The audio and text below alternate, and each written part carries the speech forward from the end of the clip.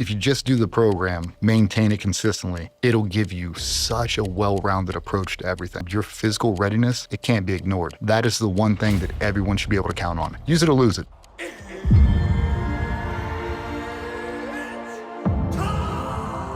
If you're not physically labored, you can make better decisions. So that's the whole goal. Everywhere, business, school teachers, everywhere. Yeah. When you get to the top, execute a good decision. The guy whose heart rate isn't at 180 is gonna make a better decision. If we elevate the physical standard, we can make better mental.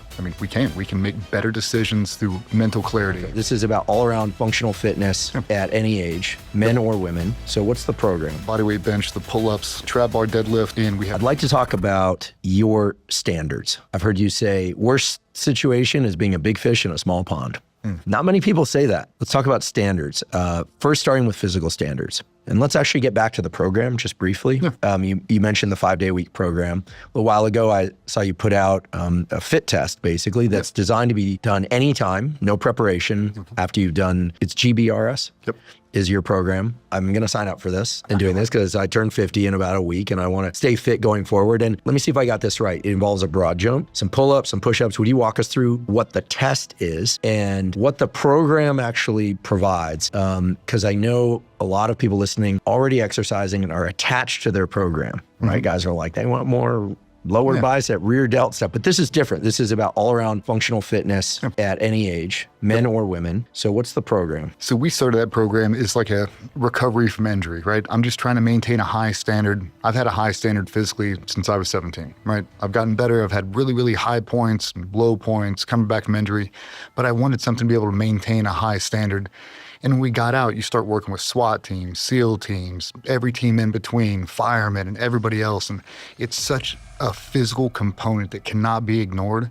But so many people in the 80s, 90s, even the early 2000s, like good is good enough. Have you ever seen the show Rescue Me? Dennis Leary and a bunch of guys, a bunch of firemen in New York, and they had the fat firemen, big handlebar mustaches. You had the young guys, and you see all this stuff. And now if you look at the majority of firemen, they look like professional, they look like CrossFitters.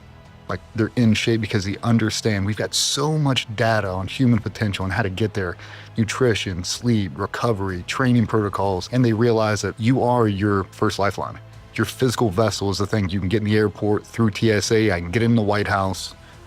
I don't need to bring any tools with me. This is a really, really good tool and it's always with me if I keep it at a high level.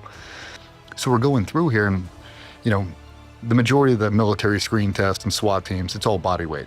Push-ups, pull-ups, running, SEAL teams and special operations, swim test, and that's about it. You'll do O courses and some other stuff, but for the majority of it, that's just what it is. Well, it's not reality. You don't walk around, there's no weigh in.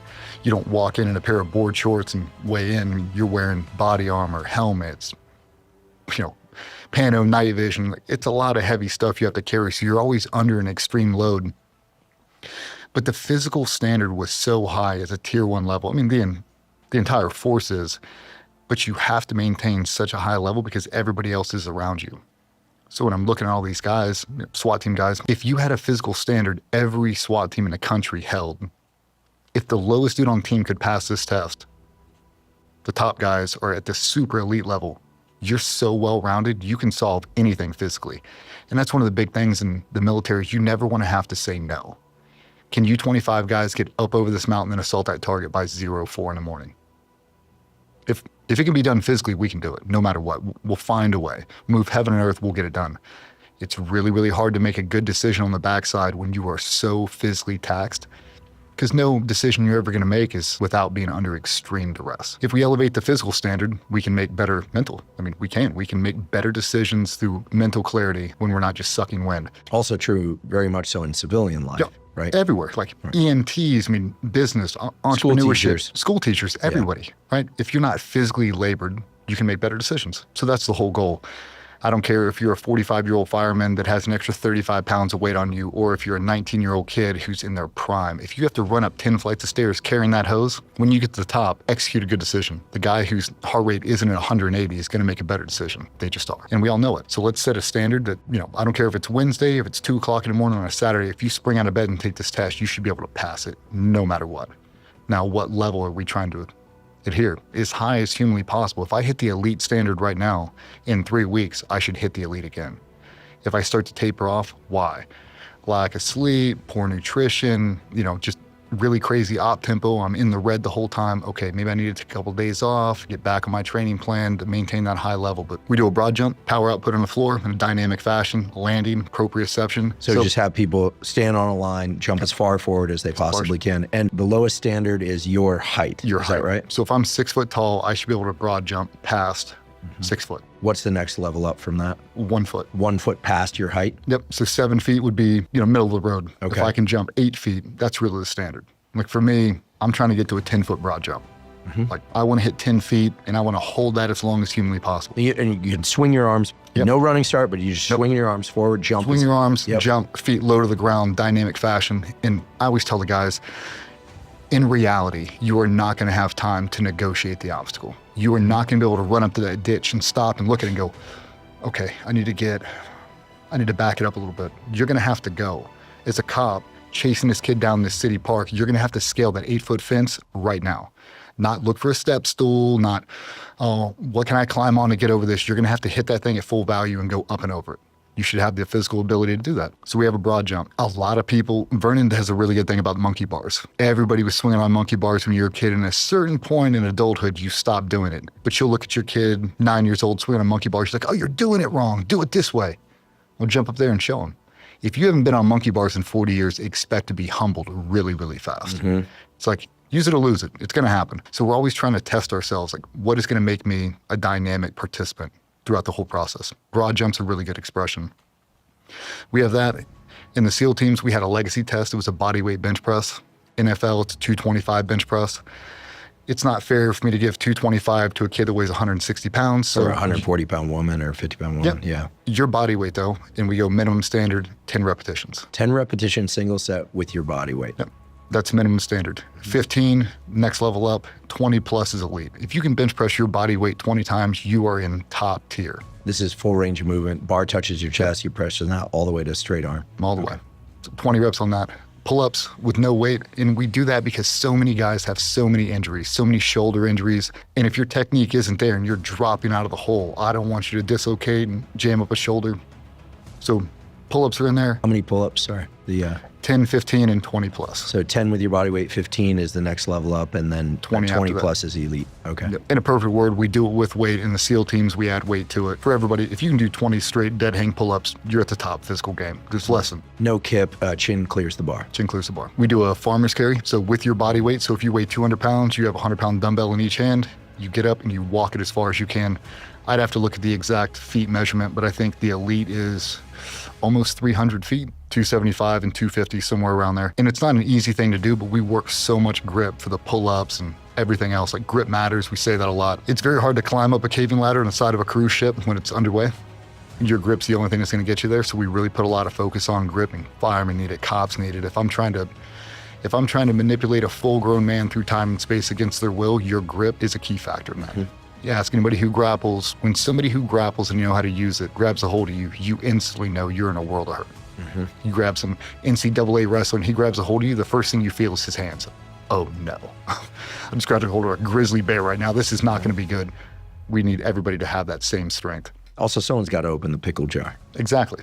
Got to be able to open the pickle jar, but when you pick up that weight, everything's in it. Your core's in there, your posture really matters. Upright, I've got to be able to control my breathing, ocular focus, where am I looking, and then how long can I hold on to this? I've got to keep a rigid frame. I can't lean over and let it take control of me. I can't lean back. I've got to be present throughout the entire movement and then just push. So we've got that. We've got a trap bar deadlift. We use the trap bar because the majority of guys in that career, they've already got some injuries stacked up, and we actually put 45-pound bumper plates to pull from a little bit of an elevation because I've got a really long torso. And the big thing we push in that program is we want you to be able to train 52 weeks out of the year. There is no off season for a fireman. There's no off season for a SWAT team guy. There's no off season for an Army Ranger. And if you get jammed up in the gym, and I've done it really bad, the mission doesn't care. You have to go anyway. And now you're not at 100%.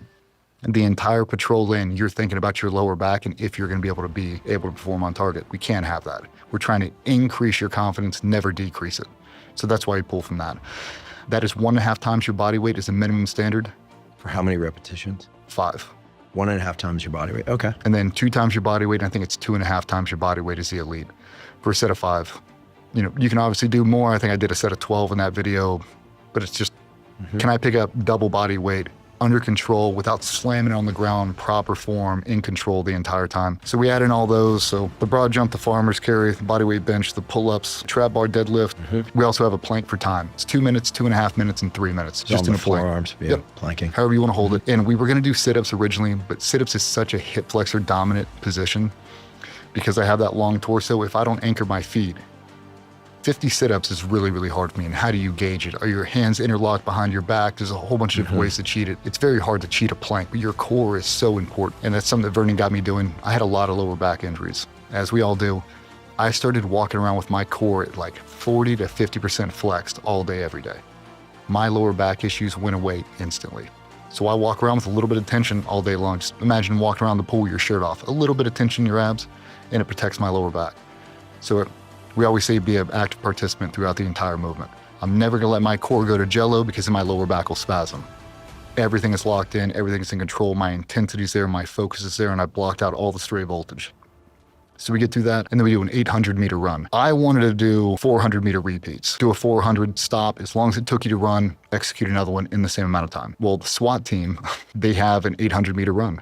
We're like, well, since you already do it, I don't need a guy that can run a marathon. I need a guy that can throw a 200-pound guy over his shoulders, run him up 10 flights of stairs, and make a good decision.